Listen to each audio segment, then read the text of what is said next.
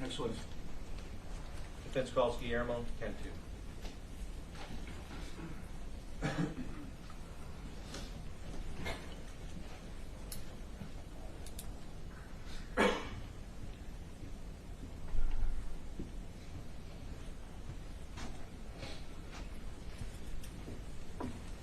All right, sir, would you raise your right hand, please, for me? You do solemnly swear the evidence in the testimony given this cause will be true, self you got. Thank you, sir. Have a seat and adjust that microphone if you need to. All right. You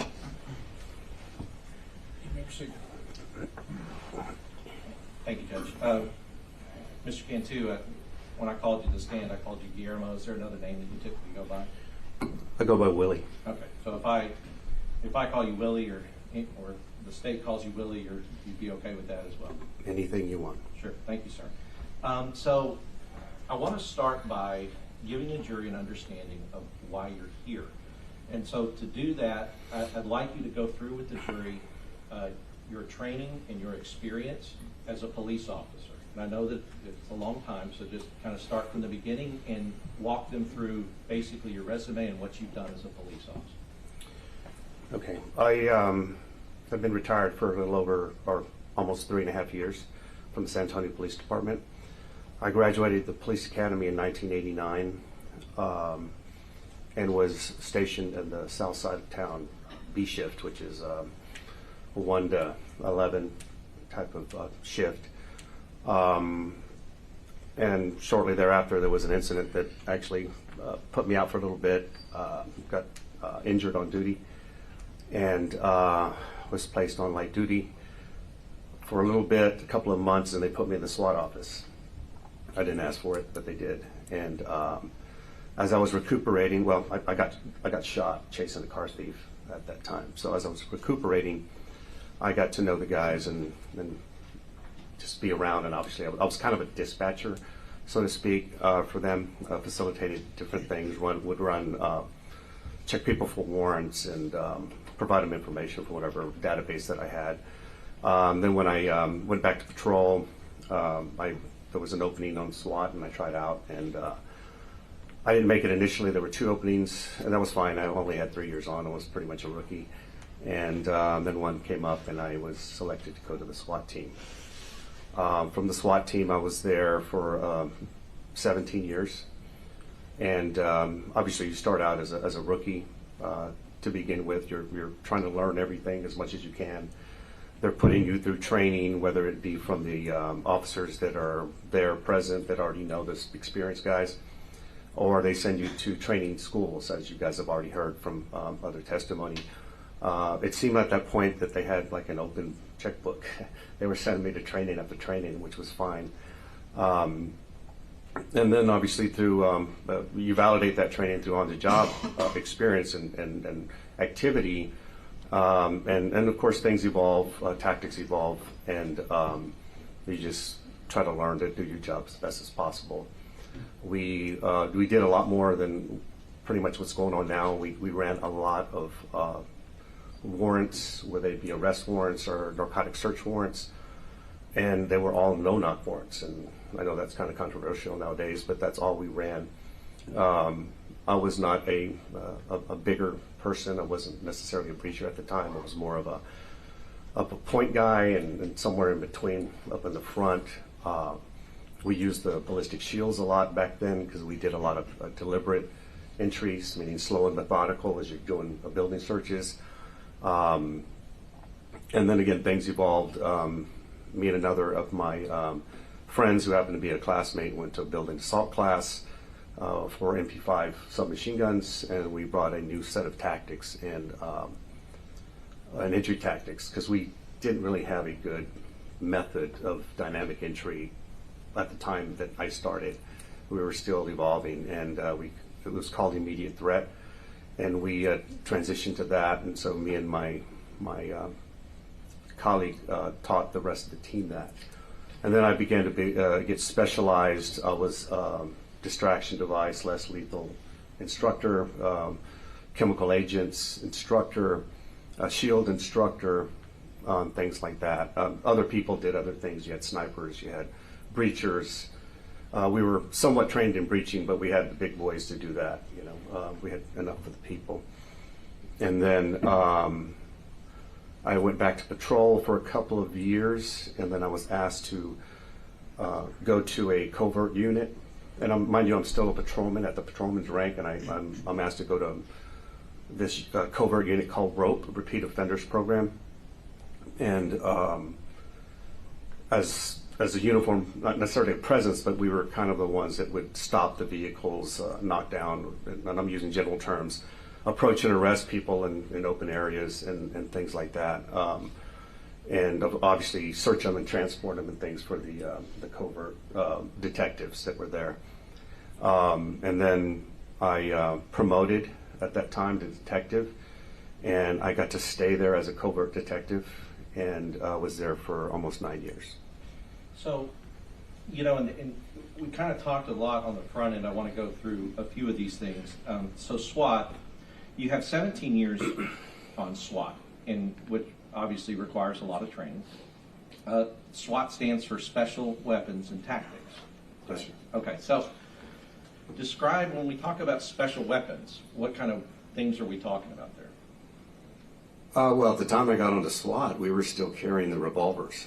So I was given, and the SWAT guys did, had semi-automatic weapons that they got, a pistol, a handgun that they gave us, and it was a 9mm at the time. And then, so we had shotguns as well, and some of them were short-barreled shotguns, which obviously were not legal to the public.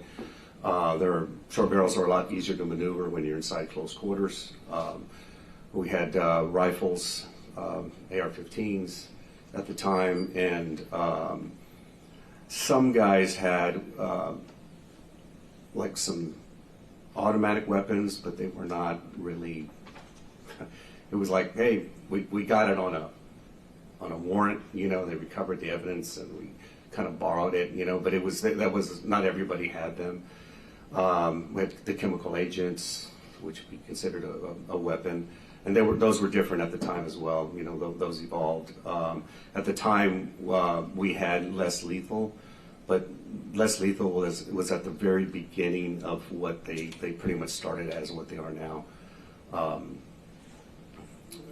Breaching material was also pretty basic as well. So, and I want to talk. So you talked about breaching material, and the jury's heard tons about it. But is it fair to say that when you're training with SWAT, you're training with a group of people, right? Yes, sir. As part of a team. Correct. And so when people will say call SWAT, they're not like expecting one guy to show up. The SWAT team shows up and everybody has an assigned role. Correct. Okay, so and as SWAT would show up, and really what I'm trying to do is differentiate SWAT between SWAT, active shooter, hostage, all those things.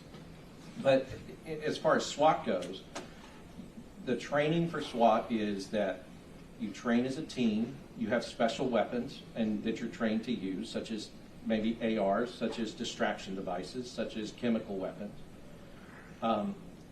Vests, what kind of vest would SWAT usually respond with?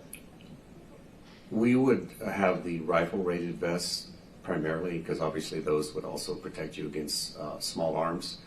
But again, we evolved. We had some big vests. They would tell us they were fitted, and they were not. They were very uncomfortable. And then we had ballistic helmets as well.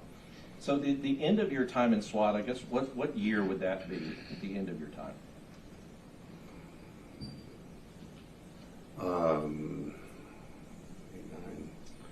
I'm not good with math necessarily, but well, if you've been retired 3 years, yeah, I retired in 2022. Right. So, and the incident that we're talking about, the Robb Elementary mass murder of these children, happened in 2022. Right. So I want to focus your training, SWAT training, things that you might have known, like how the SWAT teams existed at the time towards the end of your career, right? So the things that, I guess the way that people were trained and everything else with SWAT. So the idea with SWAT, or anybody who's received SWAT training, would be like you're going out as part of a team with your rifle rated vest and your helmet and your rifle rated shield and your AR-15 and your rifle and all of those things, right? Correct. Okay. So, and I mentioned that because the prosecution's mentioned that, Adrian had SWAT training or whatever, but that would be a totally different kind of scenario than the one we're talking about here that was happening that day at Robb. Right. I mean, SWAT training is an evolution. You start, obviously, from the beginning, and you're selected, at least in San Antonio. You actually go through a tryout. They have whatever kind of analysis that they do on you, and that evolved from the time that I started as well. It just so happened when I went through, they were hosting a basic SWAT school at the time, and they said, well, what better way to evaluate these applicants than to put them all through the basic SWAT school. So we went through pretty much a week-long analysis to be selected for that spot at least. But they couldn't do it every time there was an opening on SWAT. Sure, and I mean, so it's a unit that is highly trained as a team for special weapons and tactics that you're assuming that whenever you guys roll out as a SWAT unit, you're rolling out with all of this equipment that you would normally have and have trained with, right? Right. Yeah. Now, of course, Willie Cantu, who just comes upon a situation. You may be SWAT trained, or you may have gone and be on the SWAT team, but if it's just obviously things are going to be different. You would agree with that? Right. You do kind of, you get into a mode sometimes if you're doing a lot of operations with the team, like warrants, or a lot of times we did crowd control and things like that. You get this kind of this commonality that you're operating with other people. And then and the good thing about us is that we did do directed patrol. We were proactive when we were doing high-risk warrants or critical incidents or training. They put us out in the hot spots of San Antonio, and we were in police uniform.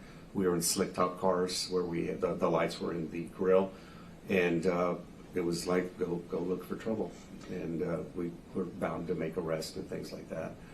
And so I want to talk a little bit about your experience. You told the jury that pretty soon after you started and became a police officer, you were shot in the line of duty. Yes, sir. All right. Have you had other experiences that would be considered high-stress experiences? Many. And have you been trained on how stress can affect a police officer or a normal person that's going through traumatic or high-stress experiences, like how it affects their senses? I wouldn't say train necessarily. You just kind of figure it out. I mean, yeah, you hear people say, hey, take deep breaths, try to focus on this and things like that. But I experienced those things where I started out being that guy, like, all over the place initially. And as you do things more often and then you train more and more, you get more confident in your abilities.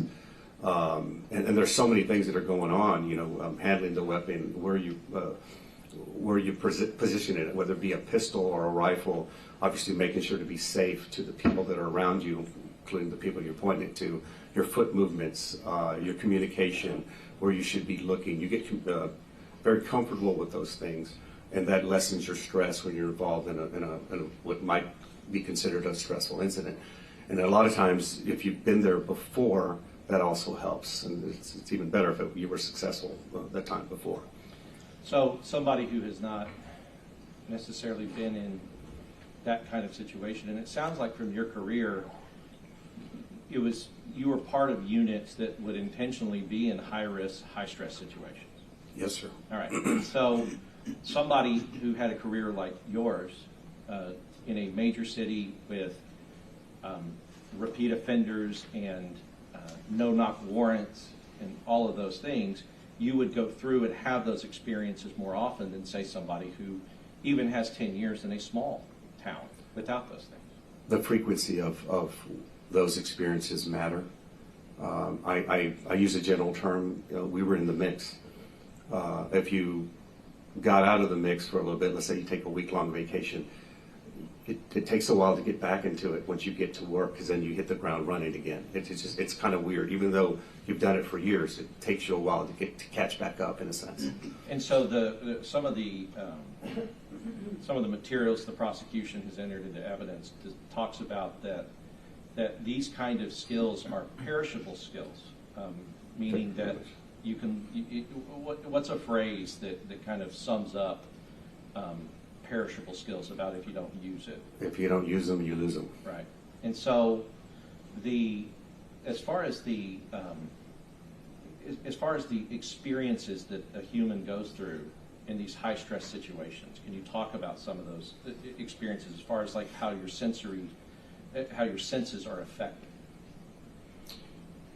Yeah, a lot depends on if you were surprised to begin with. If you were expecting it, that's a different approach at the beginning. If they come up on you and you're not expecting it, then you have to really catch back up to orient yourself. We've been talking about that OODA loop. Orient yourself to it, and then you start processing whatever you've recognized as what's going on at the time. But rephrase the question again, I'm sorry. Yeah, no, sure. Like, well, I mean, have you heard of auditory exclusion? Oh, right. That auditory exclusion, and that doesn't happen all the time. You lose your fine motor skills. You become very aware. Like we've had people say, "Well, he pointed a gun at me," and because they're so stressed, describe the gun as a big gun, but because their eyes zoomed in on that gun, and it was not a very big gun. It's just perception distortion is what it is. A lot of times, in the tunnel vision that we've been talking about, you get focused on something and you're trying to orient whatever it is. You're not seeing a lot that's around it, and then you're having other stimuli coming in that you may not hear, which is what you're talking about, the auditory exclusion. Sure. And you personally, having had these experiences and in your career and in these high stress situations, have you experienced these things happening and you try to I guess correct for that, and you try to figure out like, okay, I'm having tunnel vision, I need to kind of widen my periphery and things like that is based on your extensive experience with these types of calls? It's a lot of times it takes care of itself, and the more experience you get. Like I tell people, and it's not a boastful claim. I mean, I've seen pinpoint. I'm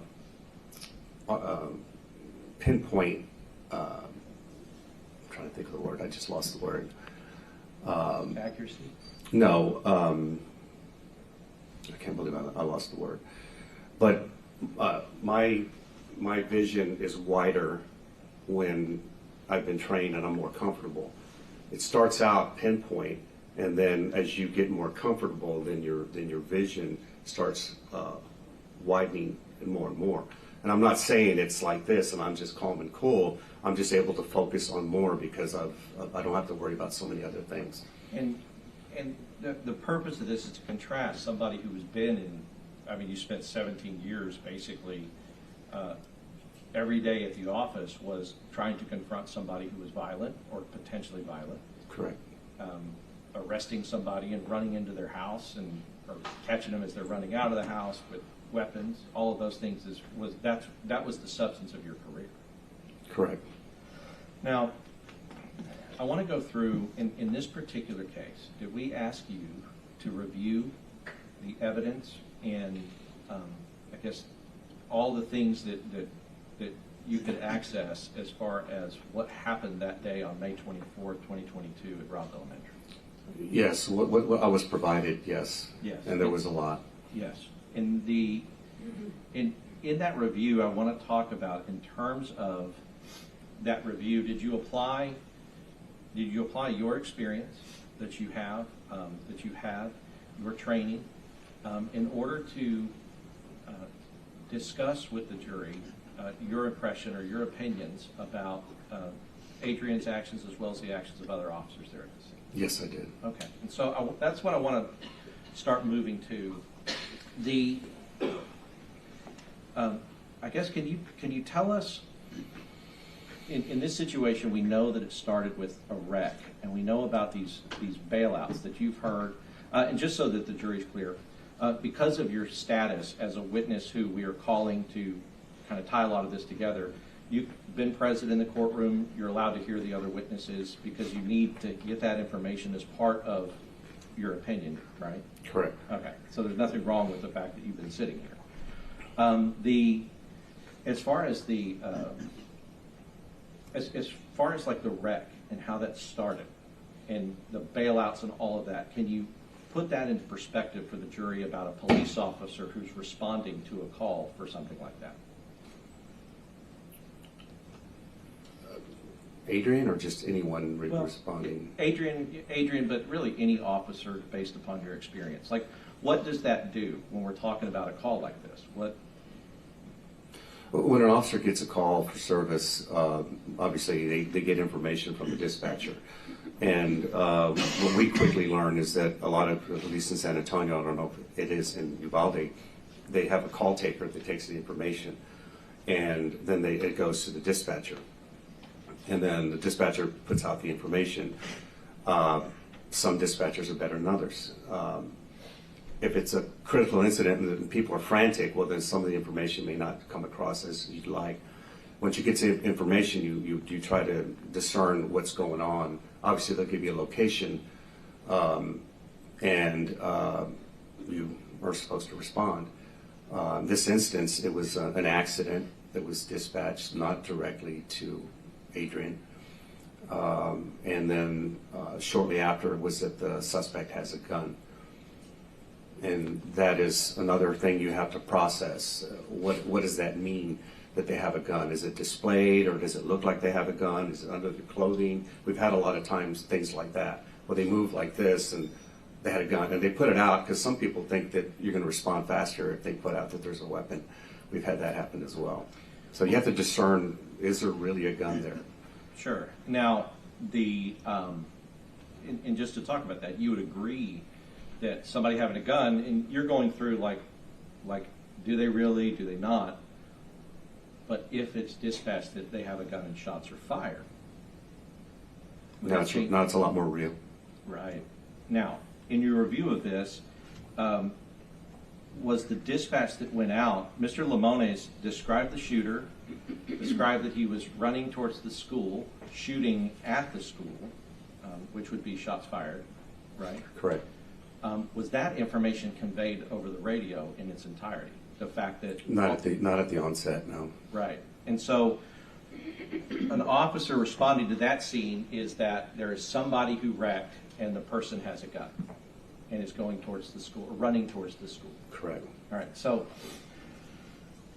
now I want to talk about in terms of, and what you've seen is, from the evidence, is how Adrian responded, is that when he gets there, he sees a person, Melody Flores, running. Without the description of what the person is wearing, talk about as an officer responding to a person is running towards the school with a gun, talk about how that would affect an officer, or what the proper thing for an officer to do in that situation. Yes, and to be clear, that he believed it was a male, and at the time what he saw with Melody was she had short hair, and from that distance he thought it was a male. And he got tunnel vision on that person, in a sense, and I mean, obviously identified them and said, I need to go that way. And is it appropriate? I mean, is that expected, that if, let's say, you or somebody else is arriving and see somebody running towards the school after you've been told a person with a gun is running towards the school, is that appropriate to fix in on that person and to go after that person? Yeah, you're searching for the person in question. And if you see no one else, which I have not heard of, that there was anyone else that they had to go, well, I don't know, is that person, then you focus on that person. And then you have to decide, what am I going to do? What am I going to do about it? Obviously, I mean, to me, just anyone near a school with a weapon, I wouldn't take any chances. That's right. So, we've seen the video of Adrian's car responding to Melody Flores, basically.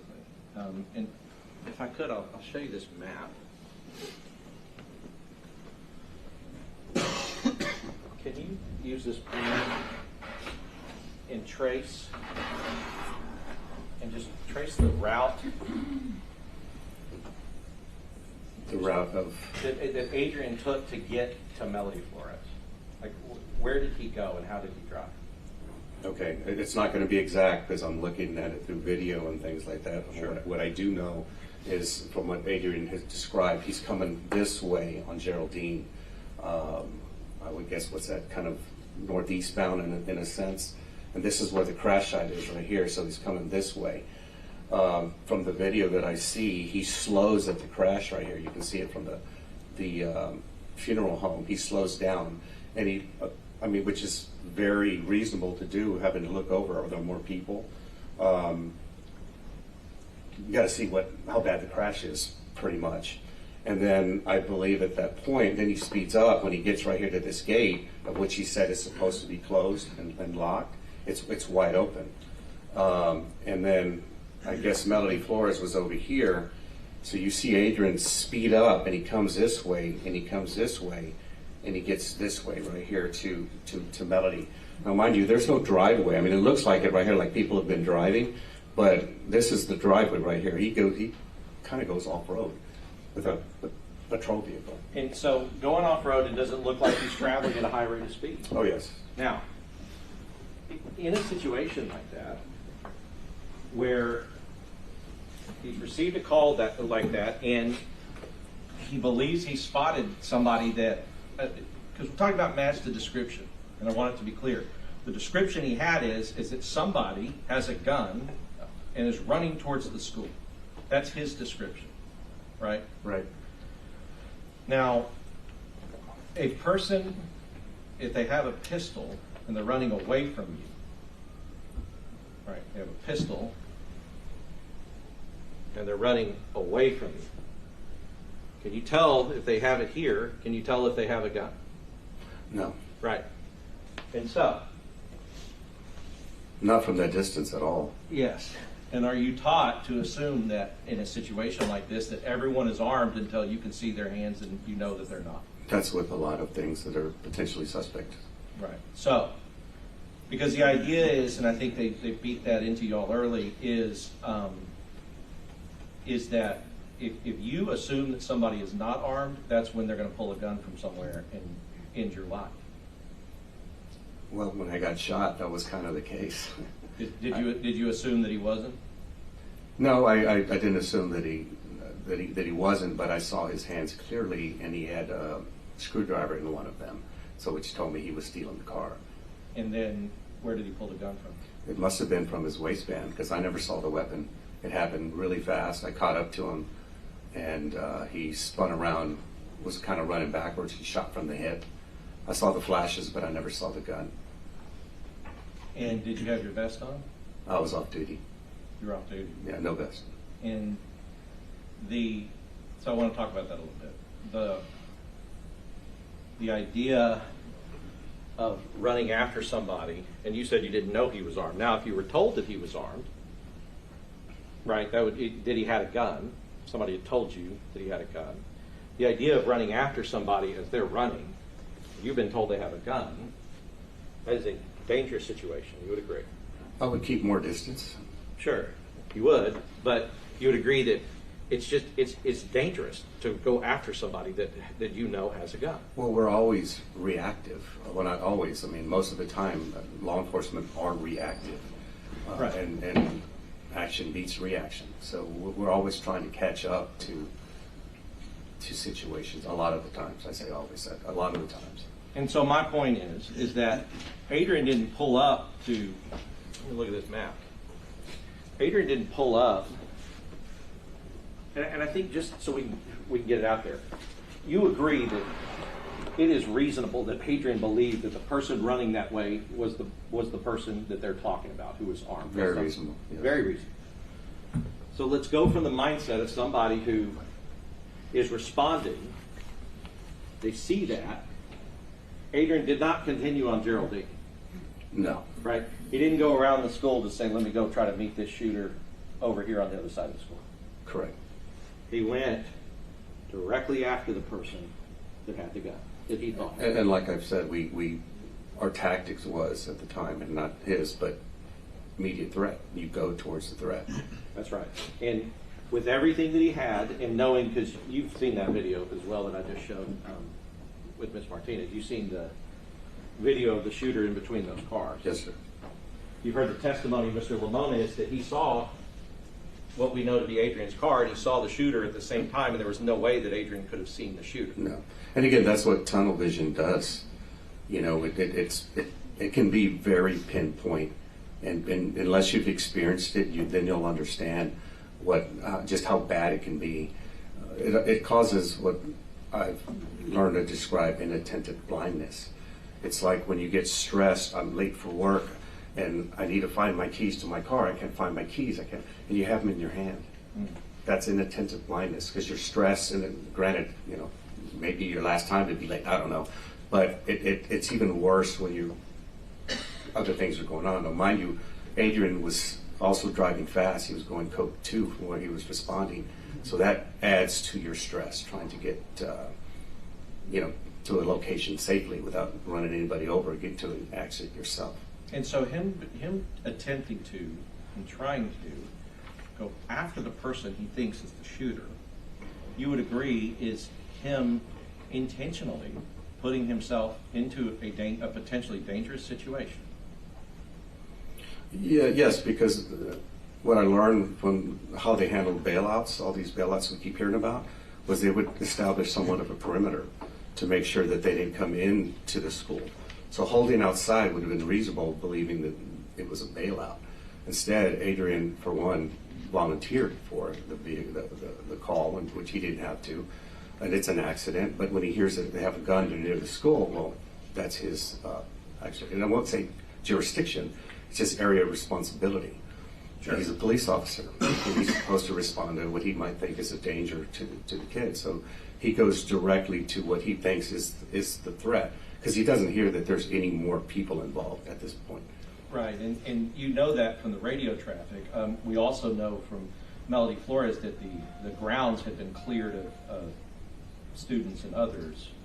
By the time that she starts running, there's no more students that are around or any more teachers. She's the only one out there. So,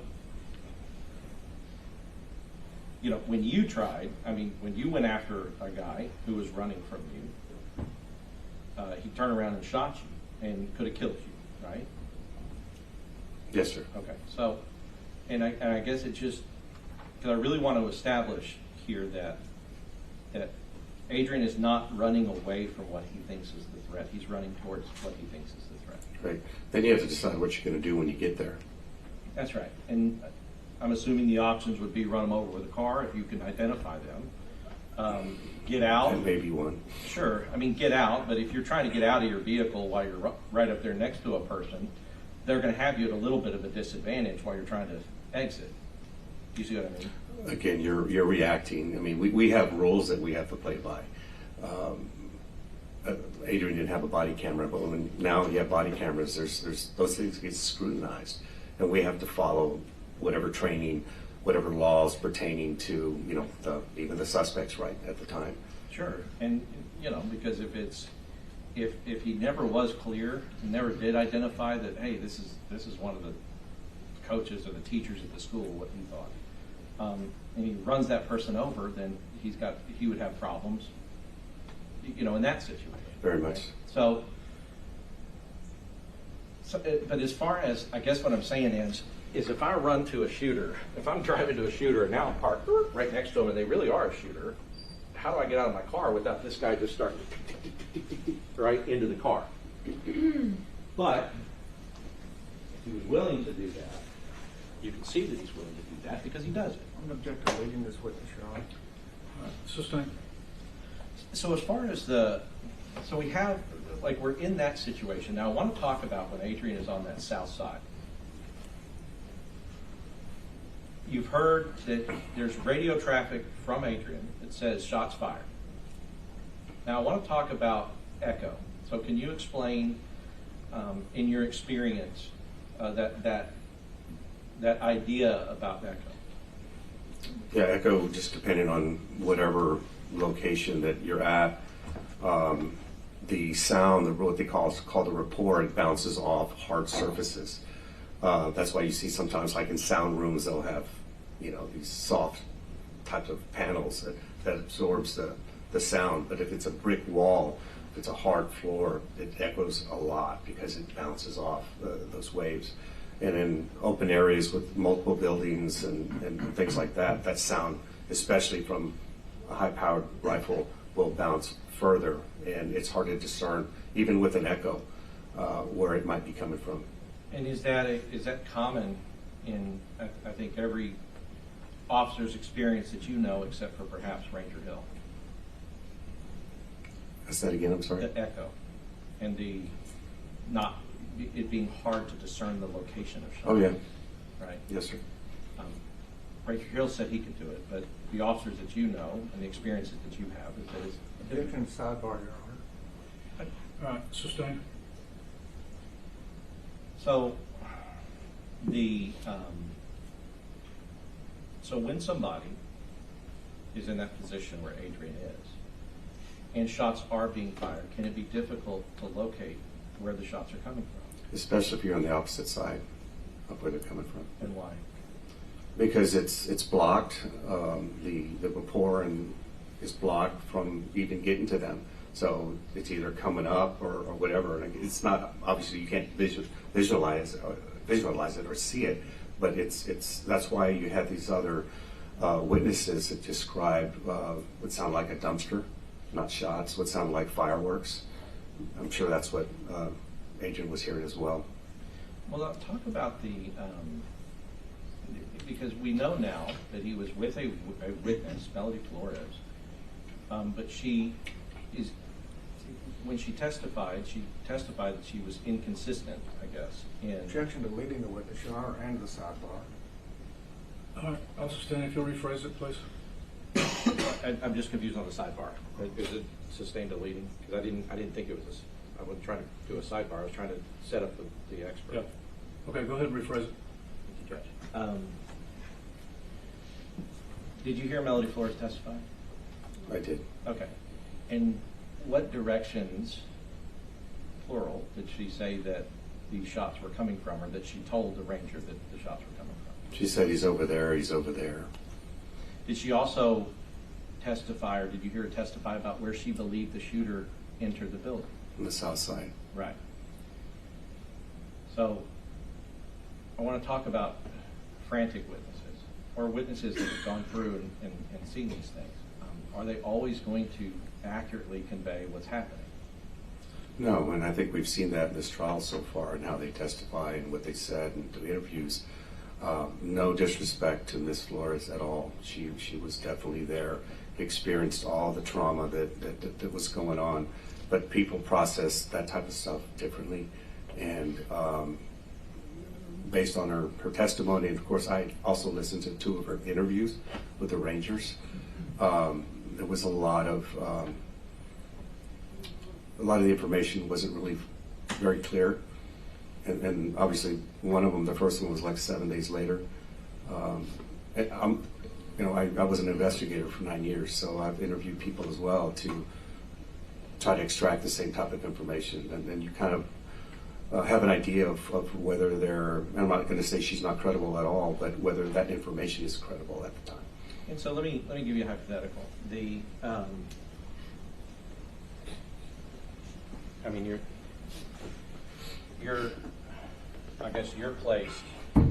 You're placed in this position where Adrian's placed, speaking to a witness.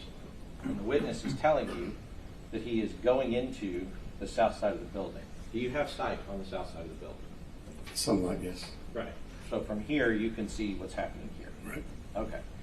So if a witness is telling you that a person is going into the south side, and you see that that's not happening, what do? Well, you're still trying to figure it out because he even drove by that place. He didn't see anyone up this way, so he's trying to process it appears he's trying to process the information like, I already know, I have like history through there, and I didn't see anyone. So who are you? That's why he said who is that way.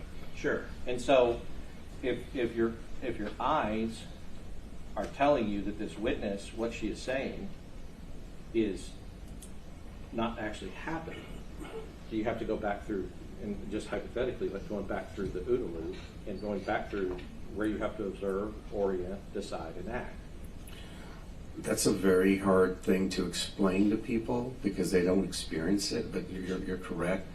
You have to reassess what's going on, and not to mention there's other things coming in. He's got 2 radios on him that have a lot of probably chatter and traffic, as would any critical incident would happen. Most likely sirens going on as officers are arriving. Whatever he might see and people coming and arriving, he has to take all that into account. At the same time, listen to this witness. And at the same time, are shots being fired? Correct. Okay. So here, and I guess my point being that if your ears and your eyes are telling you that what the witness is saying is untrue or just not accurate, do you automatically just run off to wherever the witness has told you if your other senses are telling you that it's not accurate information? No, it takes different people different amounts of time to figure out that's the action I need to take. And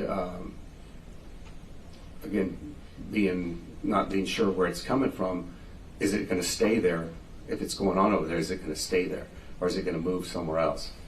And were you able to hear what Melody Flores had told the Rangers and the DNA investigator about how long she was standing there speaking with Adrian Gonzales? 2 to 7 minutes. 2 to 7 minutes. Now we know it couldn't be 7 because 7, a lot of other stuff has happened. But in the 2 to 3 minute range, if she is there, talking to him, telling him things, just in a hypothetical, is that another thing that is distracting, or is not? I guess, is it another thing that's other pieces of information that makes it difficult to discern what's actually happening? Very much so, yes. Now we heard, and I want to talk about when we know that Adrian has processed where he believes the shooter is based upon his senses and what Melody Flores is telling him. What is the point where we can all say we know that Adrian has processed that information? When he starts broadcasting Right. the information that he believes is pertinent. Right. And so before that, we don't know how he's taking the information, what information he's having to sift through. But once he broadcasts the information, we know that he's processed it and he's sending it out to others. Right. Right. And in your listening and in your experience with the radio traffic, has Adrian consistently broadcast the things that he's seeing when he's seeing them? I believe that whatever he broadcast was pretty much the right information, because a lot of times you should just give the clip notes and not give a speech on the radio, because other people need to broadcast. Because a lot of times people under stress, they don't also broadcast the right stuff either. So I believe the information that was provided was sufficient. Yeah, and I guess what I mean is, as well, is that the broadcast, typically shots are fired and he broadcasts shots fired. Correct. He doesn't wait a minute and say shots fired. He says it at the time he perceives it. Right, because at the time he knows that other people are on the way, other officers. He's on the west side of the building, teacher parking lot, supposedly wearing black, supposed to be wearing black. I guess that is the moment that we know he's processed where this guy is. Right. Okay, so in evaluating that, where is the shooter and what has happened at the time that Adrian broadcast this information? He is by the door. And The west door, I'm sorry. the west door. Yes. That's the upper door. And so, and I want to talk about cutting the pie, because one of the things the prosecutor said from opening statement is that Adrian had to get to that wall and try to distract, on that south side of the building.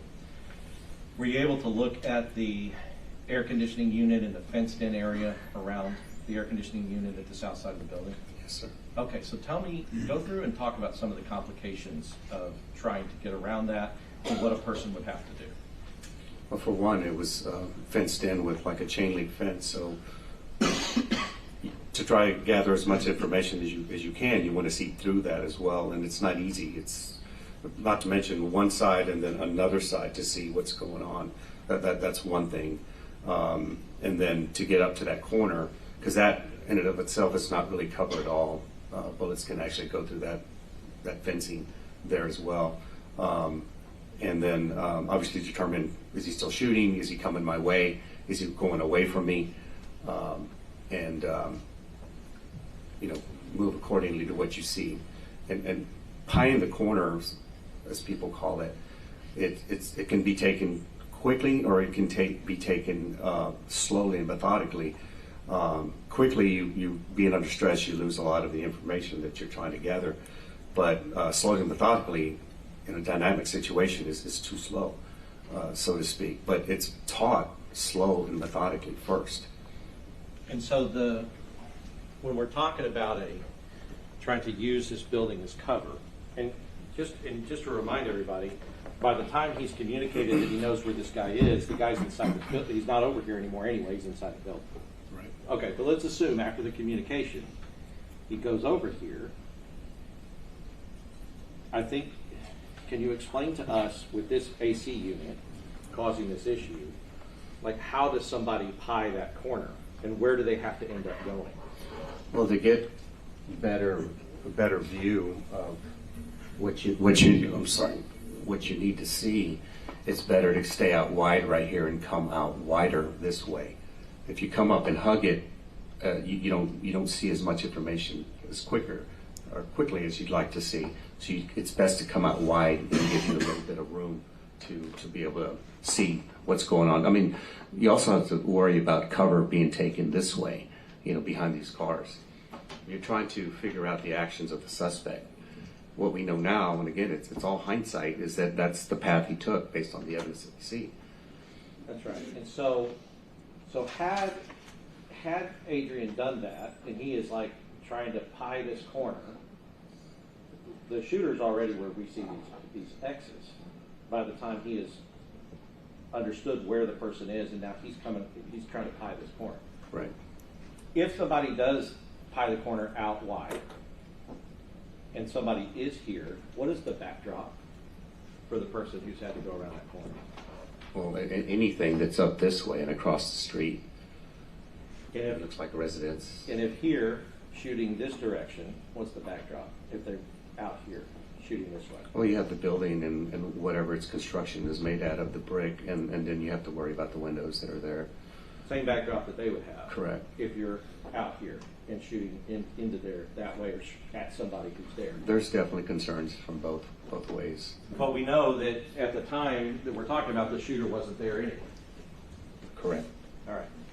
So as far as having time to respond, when you talk about specifically having time to respond, by the time that he understands and broadcasts out where he believes the shooter is, based on hearing the witness, hearing the shots, all of those things, does he have time to respond to the shooter over on that west side of the building? No. Because why? Because he's still trying to assess. One thing that we haven't necessarily mentioned, and we're talking about hindsight, and I spoke to Adrian. I obviously listened to the interviews given by Sergeant Coronado and some of the other officers. They believe that this was a bailout and not an active shooter necessarily. And they're acting accordingly to what they've been doing. Self-serving statements as to anything Adrian Gonzales would have said, Your Honor, as an expert witness, he's entitled that doesn't make it admissible. Like, he can give opinions, but he can't base it on inadmissible evidence. He can make his opinion, or 703 make his opinion based upon any hearsay. But or not anything testify else. to the underlying facts of his All right, I'll sustain the objection. Go ahead. So I guess what we're talking about But is, that would be to his direct conversation, not to the statement that he listened to, because it's already in evidence. So if you'll rephrase it. Yes, sir. sure. Thank you, Judge. Well, I mean, let's talk about Coronado. Let's talk about Sergeant Page. Let's talk about like the people who were there and the people who were, and Adrian in his statement that he gave. The bailout problem in Uvalde at that time was very, I guess, it was very real. It was very present. Yes, sir. A lot. And so I guess talk about what that does. If you assume something is one thing, does it make it harder to respond maybe accurately to the information that you're gathering? Well, they're two different situations. From a bailout, what they're conditioned to, and I don't believe they had any training in handling bailouts, it just happened and they would deal with them. Then you're in that mode and that mindset of what I need to do. My conversation with Adrian, I wanted to know. Objection, Your Honor. Yeah, and it's fine. So as far as, and I just. All right, I'll sustain the objection, go ahead. So what the judges ruled is like, as far as your conversation with him, we can't talk about that. The prosecutor's objected to hearsay. But as far as just the things that you've seen in the evidence, right, and what you've heard testified to, I think every teacher that we had up here talked about the bailouts. Yes. Okay. So just talking about that in the sense of like, when you said conditioned, an officer can get conditioned based upon like this prevalent thing happening. What do you mean by that? It happens frequently. It goes along with the training. When you train someone on something, especially tactics, whatever time frame that is, let's say 16 hours, then you're in that mindset of this is what we're going to be dealing with, let's say active shooter training. But in a real situation, and you're like, I've identified this as this, in this situation of bailout, well, that's where my mind goes to, and this is what I think I need to do and handle it.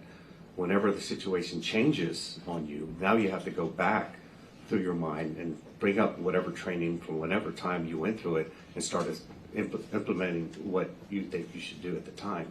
And different people handle that different ways. Well, let's talk about how a different person handled it a different way.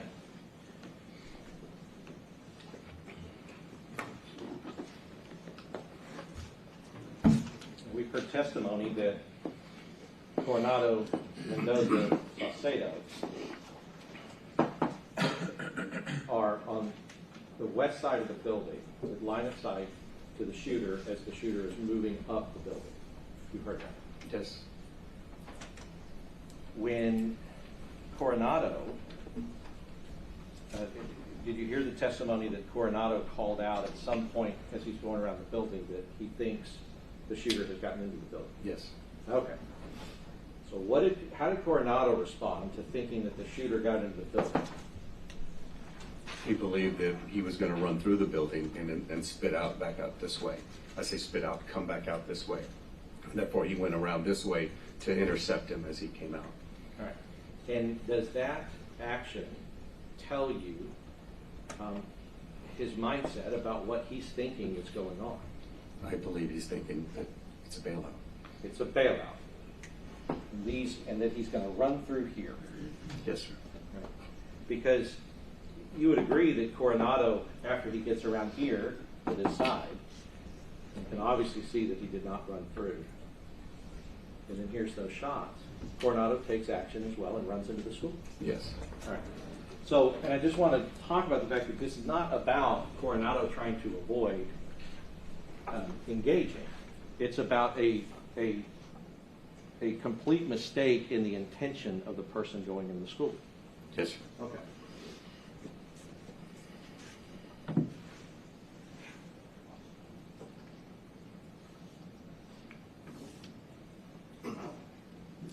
So and so if Officer Coronado is so wrong, I mean, because obviously that's just it's in hindsight you look at it and go, what are you doing, right? Correct. Right. But at the time, assuming good faith, which I assume good faith on Coronado's behalf, assuming good faith, he thinks that that's what this situation is. Yes. Okay. So any other officer who is confused about the situation, is that reasonable? Very reasonable, yes. All right. So now going to, I guess going to the point where Coronado has come around, and we hear the shots that are coming from inside the building. Can it be difficult to determine with rifle fire like that? Can it be difficult to determine whether shots are coming from inside a building or outside a building? Repeat the question, I'm sorry. Yeah, so like, well, we can hear on Coronado's body cam, those shots are loud, Yes. loud. Yes. And they're echoing off buildings, Yes. right? Yes, sir. Can it be difficult to determine whether shots are coming from inside a building or outside of a building? It could be difficult, yes, especially if you're on the opposite side of the building. And so did you, in your investigation and in looking at this case, were you able to pinpoint a time when Adrian knew in his mind that there were shots coming from inside of the building? When he said that he saw them coming out of the window on the east side. Right. And so at the point, now, I say pinpointed time, that's the thing, but is there anybody that can say what time that bullet actually came out of that window? No. And after the bullet comes out of the window, do we see Adrian take action? Yes. And what action do we see him take? Well, by then, I believe Paige is with him, and they go towards the south entrance of the school. And do they enter the school? They enter the school. And so briefly, when they enter that school and enter that hallway, what does the hallway look like? It's full of smoke from the gunpowder, as it appears.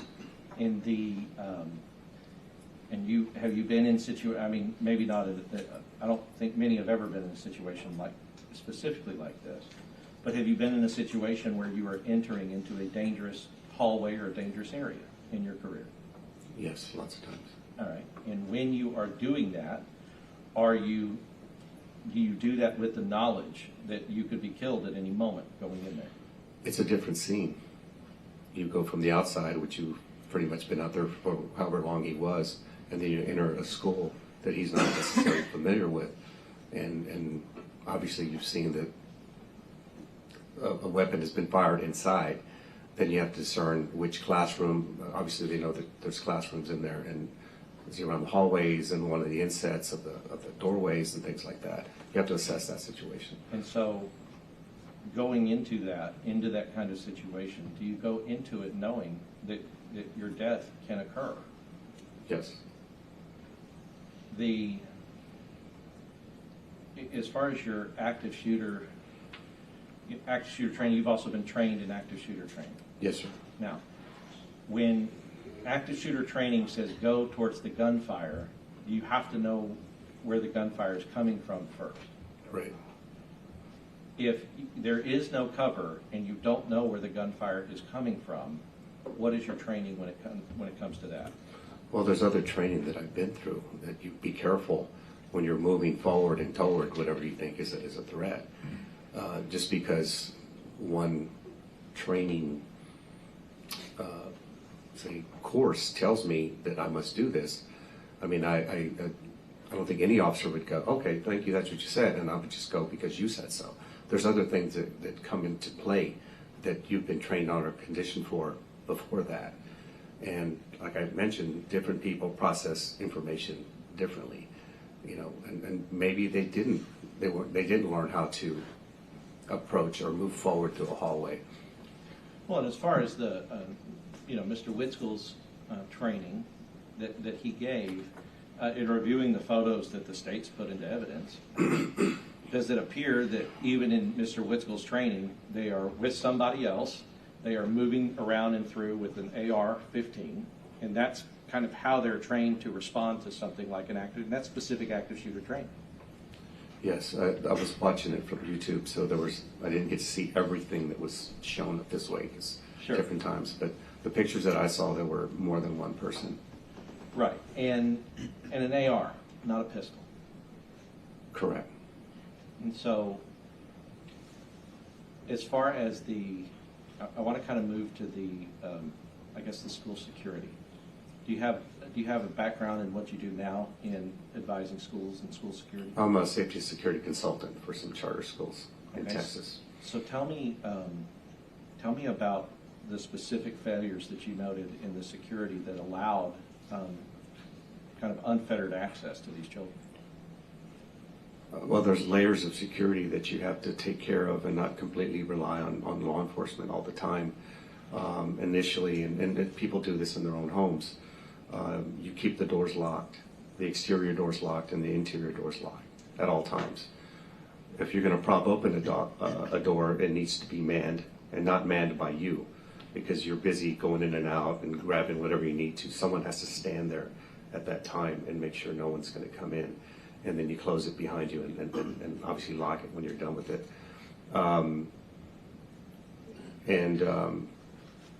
The protocols of the drills to condition the people to react and respond to. So in your analysis of this case, did you see that when the shooter came to that school that day, that the west door, the outward west door, was unlocked? It was, yes. It didn't look like he even thought it was locked. And then the south door that Adrian and Donald Page went into, was that unlocked? They didn't use keys. They just opened the door. In the classrooms where the shooter went in 111 and 112, was 111 unlocked? That's what I'm hearing. And so as far as when it comes to school security, in the way that you consult, would all of these be obviously security violations that could result in something like this occurring? Yes, sir, especially if they were prevalent. Someone should, in the administration, should be checking those doors regularly, and then obviously reporting when they don't, when they're not locked, and report them to the principal or whatever. I've had to do that in certain schools where they were constantly unlocked. And the as far as the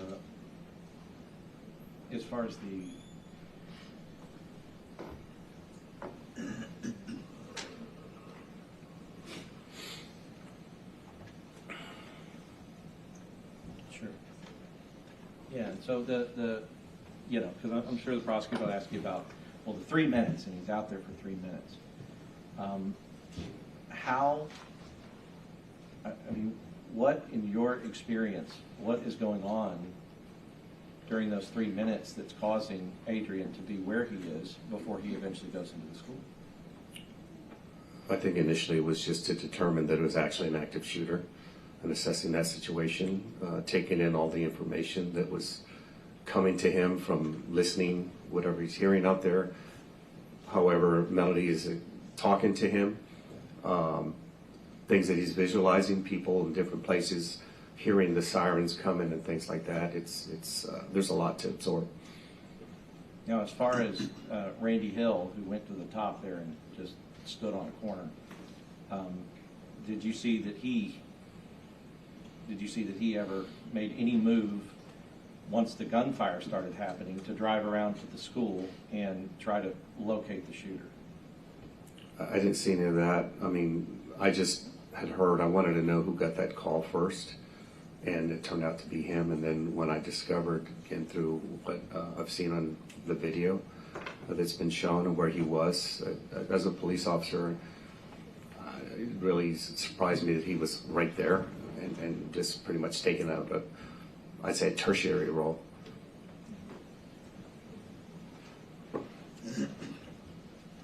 I'll pass away. Thank you, Your Honor.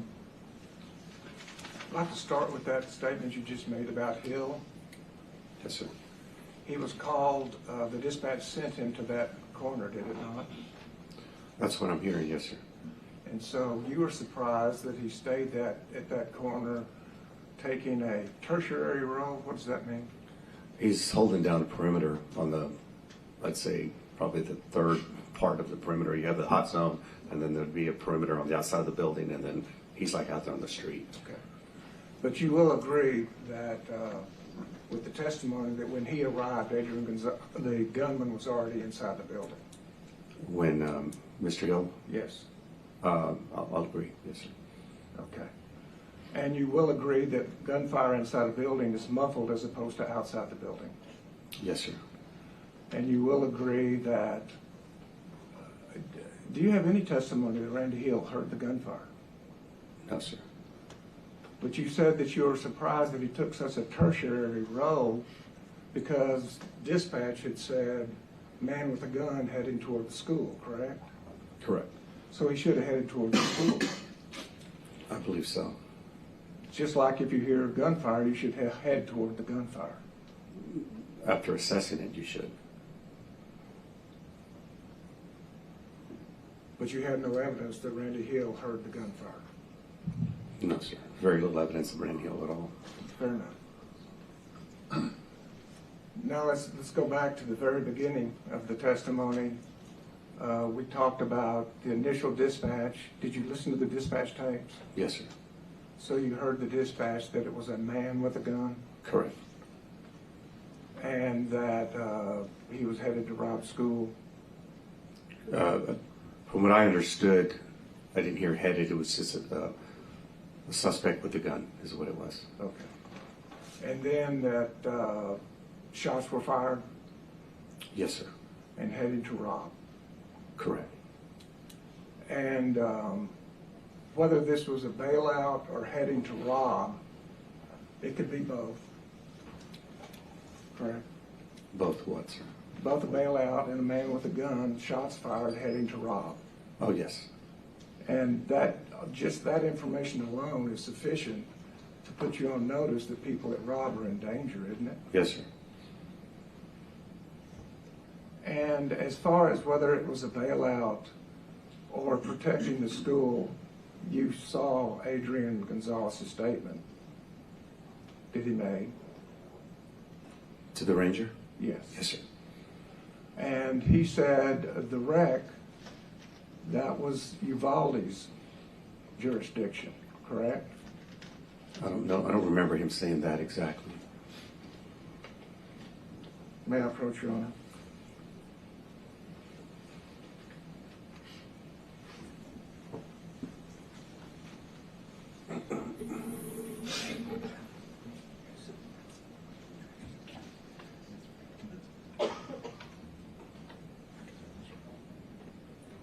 Does that help you with your memory? Yes, sir. Yes, sir. Did Adrian Gonzales say, I didn't respond to the wreck, that's the police department's business? Right. In fact, he said, I'm heading over there because the guy's going to the school and has a gun. That's what I'm going to, the school. I think that's a very good reason to respond as a school officer. So if Coronado is concerned about going to a bailout, that is not necessarily what Adrian Gonzales is concerned about, correct? I'm not sure if I understand the question, sir. If Coronado is concerned that it's a bailout, Adrian Gonzales told the ranger that he didn't go because of the bailout, he went because there was a man going to rob with a gun. Okay. What was the question? I mean, you're telling me two different things. That's a different mindset, right? Yes, sir. And so the confusion that Coronado has about a bailout is not the confusion that Adrian Gonzales has, that the reason he's going there is to protect the school, correct? It could be, yes, sir. And the dispatch was, there's a man with a gun, correct? Yes, sir. And Adrian Gonzales said to law enforcement that he saw a lady in peach or orange and she was running, correct? He didn't say a lady. What did he say? Oh, I'm sorry. He did say a lady initially, yeah. Yeah, he did say a lady initially, yes. I'm kind of going back to what he eventually said, that he didn't think it was a lady, or he realized later To that the it was Rangers, a he male. said it was a lady in peach that was running. Right.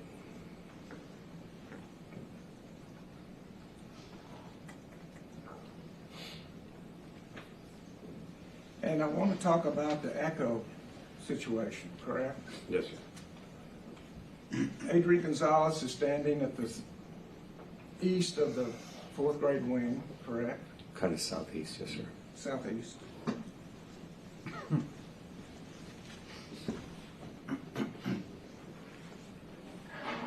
Could you show us about where you believe he was standing? Well, just from the indication, I mean, it's saying that he was, but that's his car right here. So I'm believing he's standing right around either in front or in back, or this way, yes, or on the side here. And he says that at that point, I believe you said at that point, Echo could defuse where he was, where the shots were coming from. Correct. From this position, could he see these east grounds? Yes. And would you agree the gunman wasn't there? Correct, yes. Could he see these south grounds? Yes, sir. Would you agree the gunman wasn't there? Correct. And he had a witness talking to him, right? Correct. And you're saying to this jury that she provided accurate information, I believe it's accurate, yes. that he was wearing black, and that he was over at the teacher's parking lot. Correct. And if you hear gunshots, and you hear that he's wearing black, and hear that he's over at the teacher's parking lot, active shooter would say to go to the gunfire, wouldn't it? That's kind of a general statement, to go to the gunfire. I mean, they haven't really said how you go to the gunfire, and people will approach it differently. But to go to the gunfire, they do say that. Or go close, or I get what they say, but that doesn't necessarily mean that that's gospel, so to speak. So in active shooter training, when it says close on the gunfire, you're saying don't do that. I'm not saying don't do that. I'm saying assess it and close in on the gunfire as safely as possible. That you As can safely get as possible. Yes, sir. And cover is what as safely as possible. It can be. And from his position, he knows that the shooter's not here, Right. and he knows the shooter's not here, Correct. and he has cover, does he not, between the gunman and where he is? Well, he doesn't know that completely, because he doesn't know exactly where the gunman is on that side. We know we keep pointing out this way, obviously, but he doesn't know if he's this way, and about to pop out or whatever. You have to anticipate all these. So you should actions. stand there for the next 3 minutes. 30 minutes? 3 minutes? I don't know what he was doing at that time, but there's a lot of information to take in. You said you got a lot of information. You know he stood there for 3 minutes. That's what I'm hearing, yes. That's what you're hearing, or that's what your review showed? I didn't count it as 3 minutes, How because did you amongst count other it? things, I counted it less than 3 minutes. Did you count it as a minute up this hallway? I mean, outside on the west side? Count what as a minute? The time that the gunman was shooting as Adrian Gonzales was standing over here. No, sir. How long did you count this? I didn't count it. So it could have been a full minute. If that's what you're saying, I'm sure it'd be. And then in the hallway for the next 45 seconds, shots going on in the hallway. Did you count that 45 seconds? Oh, yes, I did. Okay, so now we're at 1 minute and 45 seconds and Adrian Gonzales is still standing at the south side? He's there, yes, sir. I don't know if he's just standing there with his, And shots being fired inside this building, those are shots that Coronado hears about the same distance away from Adrian Gonzales, maybe further. Correct? I'm believing Coronado isn't he coming from here, sir? So further away than Adrian. Right. And he says, after he hears the shots, does it take him 2 seconds to say shots fired, get in the building? I didn't count that number. I just know that he is responding and running, and he says shots fired in the building, get in there. Was it almost immediately? What was almost immediately? Coronado When he heard him, yes. heard the shots saying, shots fired, get in the building. When he heard them, yes. And Adrian Gonzales was here during these 16 shots, these 24 shots, and an additional 60 shots. And he's still standing here, correct? Again, I don't know if he's just standing there still and just hoping not to move, or Do you believe he's standing there hearing an echo that Coronado doesn't hear? I don't know.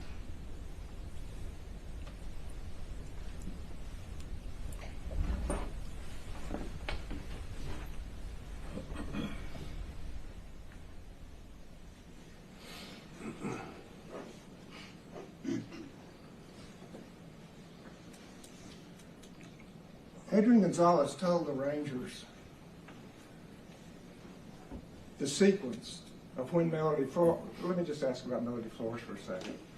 You heard Melody Flores' testimony Yes, sir. that she was concerned for the kids. Correct. So she ran toward potential danger instead of staying in lockdown. Correct. Does that indicate to you that she was concerned about the kids Yes, sir. and protecting the kids Yes. and making sure they're safe? Yes. And so she stayed there until the last kid got in the door. Does that indicate to you she's worried about the kids That I don't know. If she stayed there till the last kid got in the door. I didn't. And so when Adrian Gonzales drives up, and Melody Flores says, I told him, he's over there, he's in black, and Adrian says, where? And she points to it. Does that indicate to you somebody that would have done that immediately upon seeing the police officer? That Melody would have? Yes. No. She'd wait a minute or so and then say, by the way, he's over there, the teacher's parking lot, wearing black. That's your testimony. Wait a minute and say, She waited a full minute to tell Adrian Gonzales that the shooter was wearing black. He was at the teacher's no. parking lot. I get what you're saying now. No. You know, she said that immediately, didn't she? I'm sure she said a lot of things immediately. And Adrian Gonzales told the ranger that she tells me he's over there. She was pointing, saying he's over there. He's dressed in black. I say, where? She says the teacher's parking lot. Correct? And that's when he hears rounds going off. That's what the transcript says. That's what he told the ranger, correct? Right. So a teacher says what he's wearing, which you say is accurate, where he is in the teacher's parking lot, which is accurate, and she's pointing, and as that's going on, he hears the shots going off, correct? I don't think it's as clear cut as you put it out. Excuse me? I don't think it's a clear cut as you're putting it out. Because, You don't think it's as clear cut as Adrian Gonzales told the Rangers? No. That's my assessment, sir. I believe there's a lot of context missing in between all that information. The context that's missing is this 3 minutes, correct? That's what you're saying, yes, sir. And you don't know how long it was How long what was? before Adrian went inside. You're saying 3 minutes, so I'll take you as Did your you word. watch the funeral home tape? I did. Did you see when Adrian pulled up At what point? and parked? Did you see Adrian pull up and drive to the south side and estimate when he parked? No, you can't see that. You can't see him drive over that area and then estimate the last few seconds. You can see him drive to that area and then he disappears once he gets past that building. But to estimate when he parked, I'd say I wouldn't even call it parking. I'd see when he stopped. Okay. But at any rate, you did continue watching the funeral home video to see that Paige arrives about 2 minutes and 45 seconds later. Okay. Correct? Yes, sir, if you say so. And that's when he joins Adrian Gonzales, correct? Yes, sir. So Adrian Gonzales, by the funeral home tape, is still there for at least 2 minutes and 45 seconds. Okay. And every second counts in an active shooter situation, doesn't it? It does. That is, the two things that are important are the police officer to go to the gunfire, find the gunman, correct?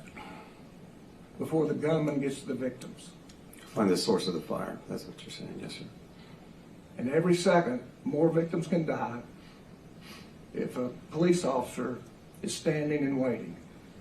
That's a wide assessment, but I mean, you don't know if he's actually doing that. I don't mean to sound ignorant about it, but you have to know that he's actually shooting someone. I mean, he could be shooting into the building like he was, or he's still a danger, understandable. Sure, 100 shots in the elementary school, that's not a danger to children during a school day. Oh, no, that's a big time danger. Yes, sir. You would have stood there for 3 minutes? Me? Yes. I wasn't there, sir. You would have stood there for 3 minutes? I was not there and experiencing everything that was being experienced. I think it would be an unfair assessment on my part with myself personally, and my training, my experience. I would probably absorb information a lot different. And quicker? I would like to think so. And go? Or not, I don't know. It depends on what they were seeing at the time. I think that's what I mean about the context missing, about what he was observing in other places. That's just to be fair, sir. And during that 3 minutes, if you saw a police car, you would call for the police car to come over and give you cover while you're hearing the gunfire, the 100 shots going off inside a school? If I was there for 3 minutes, Yes. I cannot accurately say that, sir. You're saying one of your possibilities, 3 minutes of listening to 100 shots, you would have called a police car over to give you cover. Well, you would also know that other people are responding and they might be on the other side as well. So giving information and then hoping that they're coming where you think they might go is another consideration you should take. In active shooter, you were taught priority of life scale, I do. innocent civilians first, Correct. and then police officers. Correct. And if if 100 gunshots are going off around a school, 60 to 80 of those inside a school building, that indicates innocent civilians are in trouble. Correct. But I don't think he was counting the shots at the time, sir. It's just more than one. It's right, definitely. And so on the priority of life scale, the civilians are in trouble. You know the gunman's inside where the shots are coming from, but you're asking cover for yourself, correct? That's what Adrian did, right? Yeah, that's what happened, yes. And so that's kind of an issue that you as a police officer have had to deal with in your career as a police officer, that you have to put innocent civilians' lives ahead of your own safety. Kind of. Yes, sir. It just depends on the situation, yes, sir. I mean, that's something you deal with as a police officer, isn't it? Not always, but it is a consideration. But you have to put the civilian safety ahead of your own sometime. That's kind of why you're a police officer. Yes, sir. That's why they give you training, Hopefully it's the right training, yes, sir. to do it appropriately Correct. and as safely as possible. Yes, sir. Because when the civilian needs you, they have the right to expect you to help them, don't they? Yes, sir. Thank you. Appreciate And it. thank you for your work. Thank you, sir. That's the witness. Yes, Judge. So, I kind of want to talk about Coronado first. But I figured he'd say that. So, let's go back to what we know about Coronado, what we've heard from their own expert. Coronado calls out right here that he thinks that the shooter is inside the building. Did you see that? Correct, yes. Okay. And goes around. Now, what the prosecutor asked is that Coronado, when he heard the shots, he immediately knew that it was coming from inside the building. Now, Coronado was saying that he was calling out that he thought the shooter was in the building over here, right? Right? I don't think you heard anything there.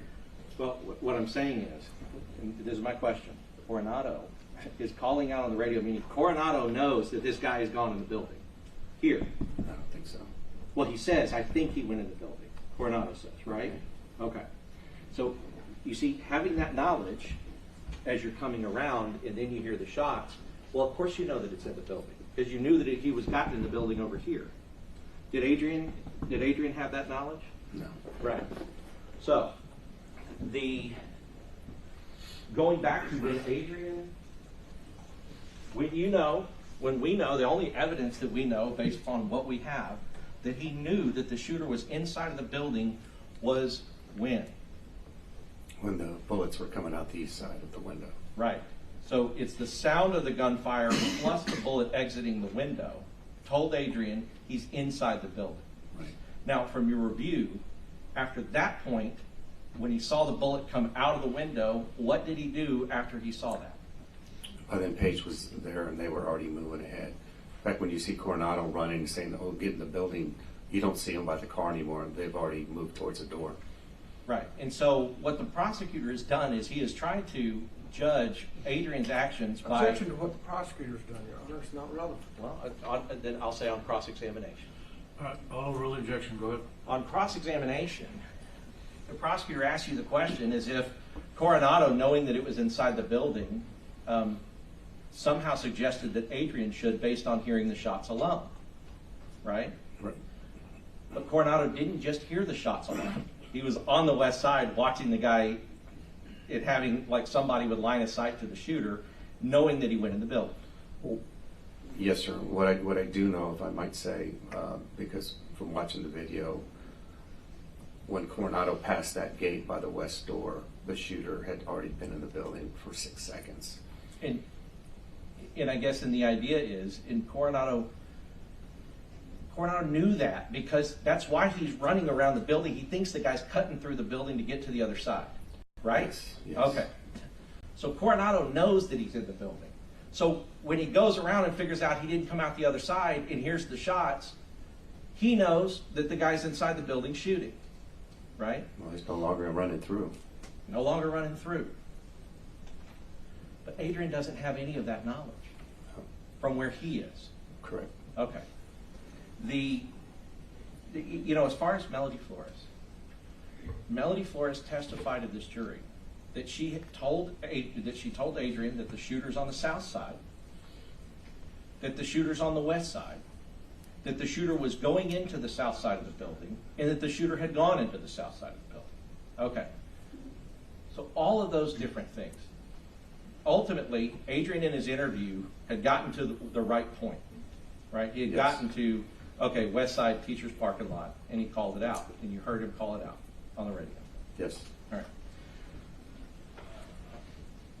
But it's just kind of like what the prosecutor said about Adrian saying to the ranger that he saw a lady in peach or orange. Did Adrian say to the ranger, I saw a lady in peach or orange and thought that lady was the one trying to shoot up the school? No, he didn't say that. Right. How did he describe what he thought at the time was happening? He said someone running away from the school wearing a peach shirt.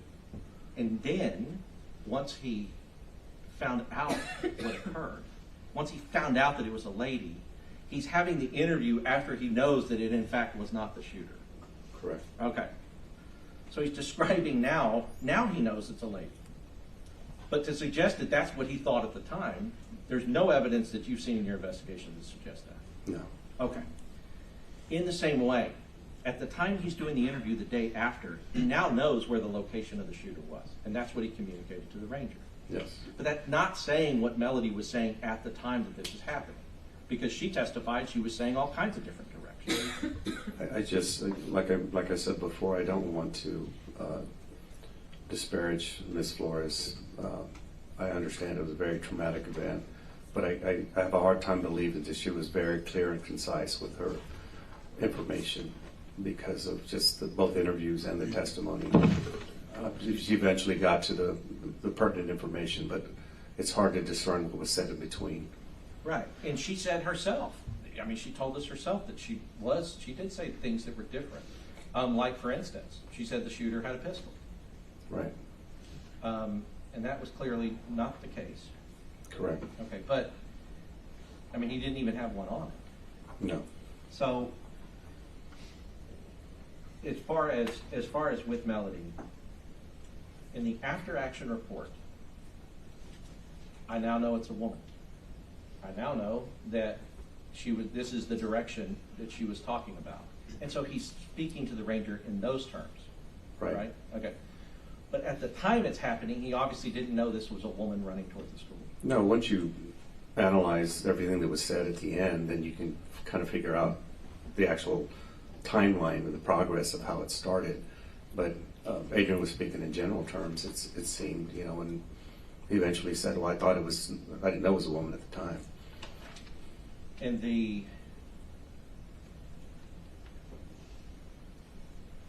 I guess, is that what you meant when you answered? It's not as clear cut as the prosecutor's trying to make. Correct.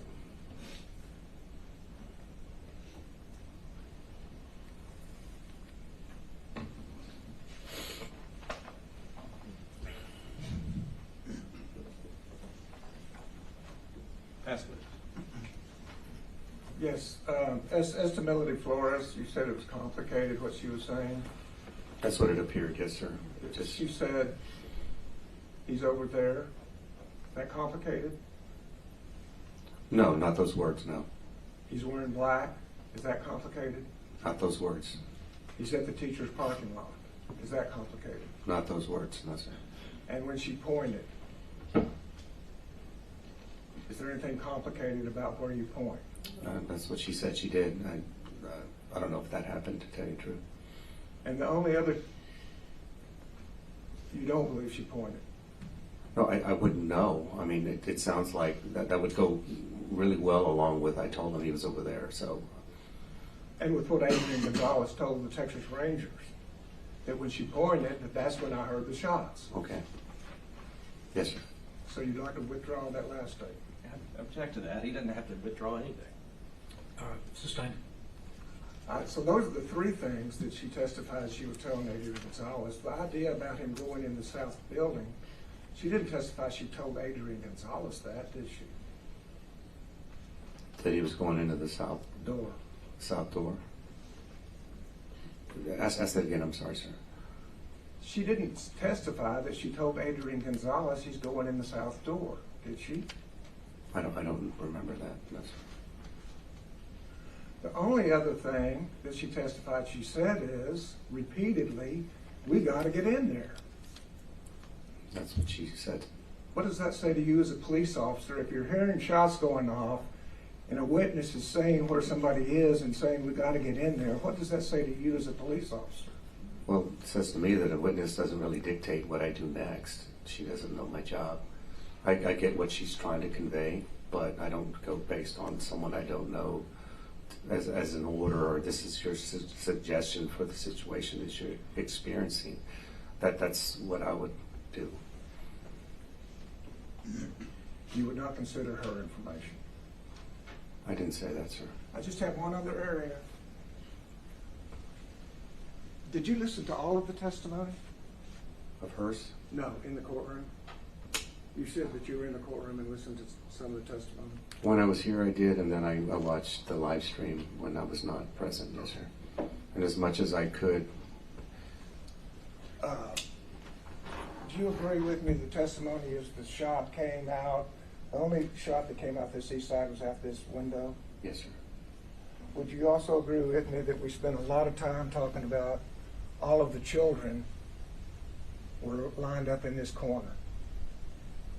Yes, sir. Because that's where all the blood is. Okay, yes, sir. So that's where all the shots are going. You would agree he was there to shoot children? Yes, And you'll agree there was no blood over here, where this window was? that I don't know, sir. You didn't see the photographs? No. Well, the jury will have to remember that. Yeah. Okay.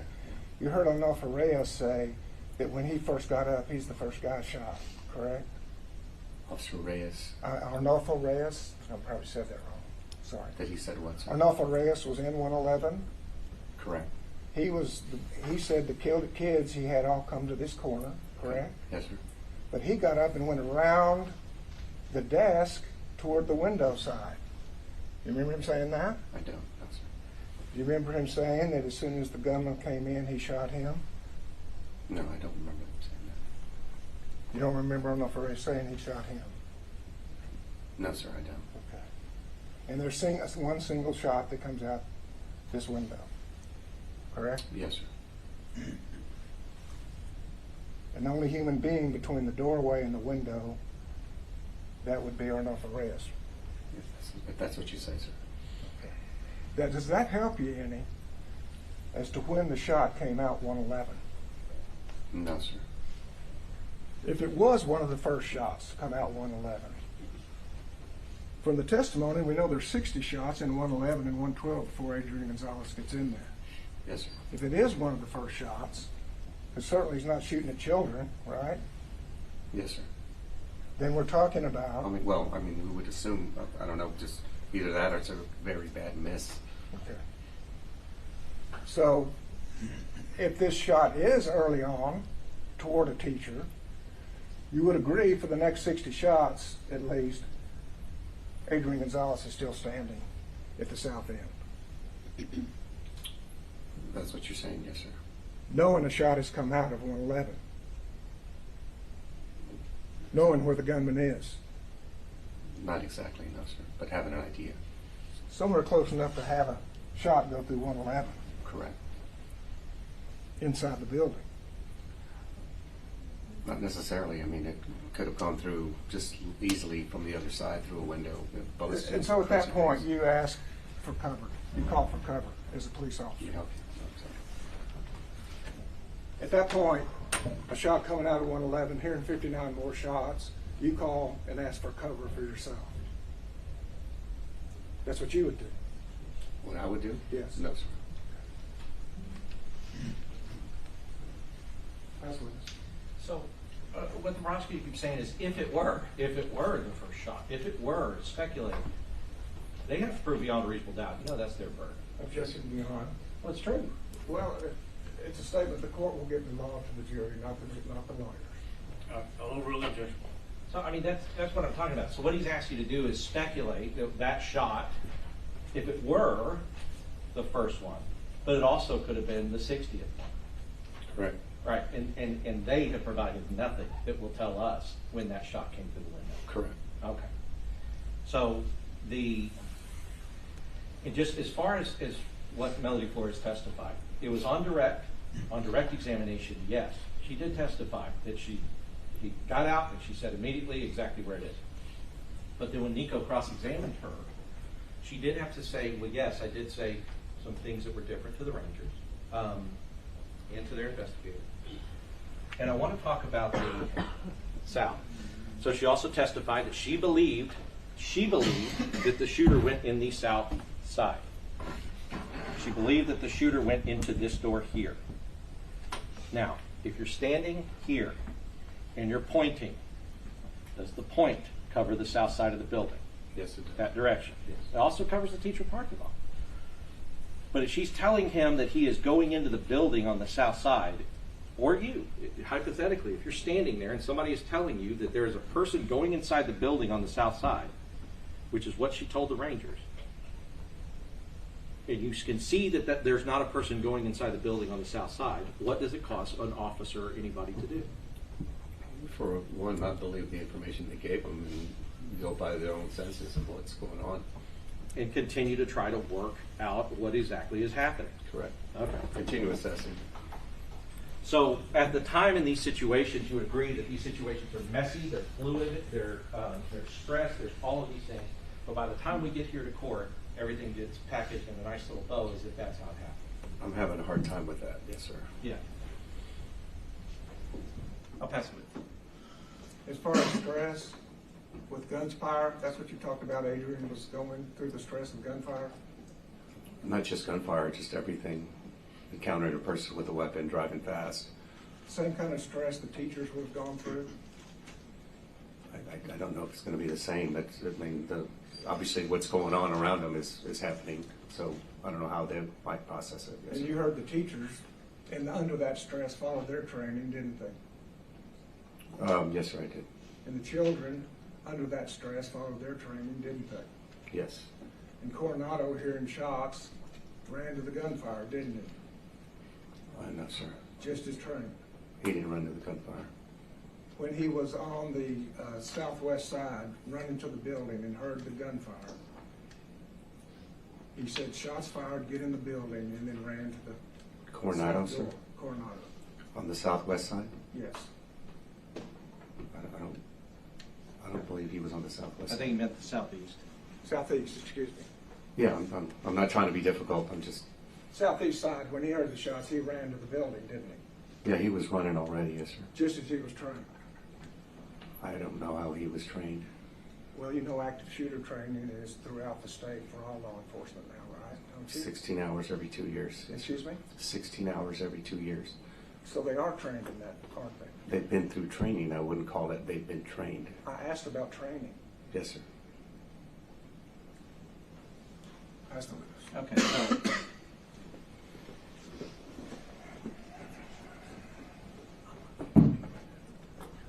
Coronado, he's sitting here. Does he hear gunfire? Yes. Mendoza, does he hear gunfire? Yes. Saucedo, does he hear gunfire? Yes. Do they believe it's being fired at him and them? That's what they're saying. Right. So no, the gunfire is here on the west side of the building. Right? Yes. Okay. Does Officer Saucedo say, I think I see the shooter, or I think I see him, permission to shoot? Yes. Okay. So not only do they see the gunfire, they actually see the shooter, according to what they said. Right? Yes. And then Coronado is radioing that he thinks he got in the building while he's on Geraldine Street here. Right. Okay. Do they run to the gunfire? No. Okay.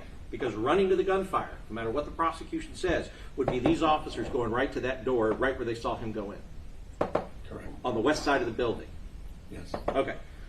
They go around for whatever reasons. They go around, and then by the time he gets here, he realizes OS, basically, like, That's what he says. oh, because he knows that this guy didn't come out the building, that he's in there shooting kids. Right? If I may say, again, from my professional experience, I'm having a hard time wondering why, what they Objection was. is not responsive, Your Honor. Well, I'll ask him a question. Go ahead. From your professional experience, what do you take from that? I get the assessment that he might come back out this way, but I would like to know as a police officer what he's doing inside the school. Right. So as an officer that apparently Mr. Turner has no problem with his actions, you would agree that he did not accurately perceive and did not go to the gunfire. Correct. Pass the witness. No question. Okay, you can have a seat. Thank you. Step down.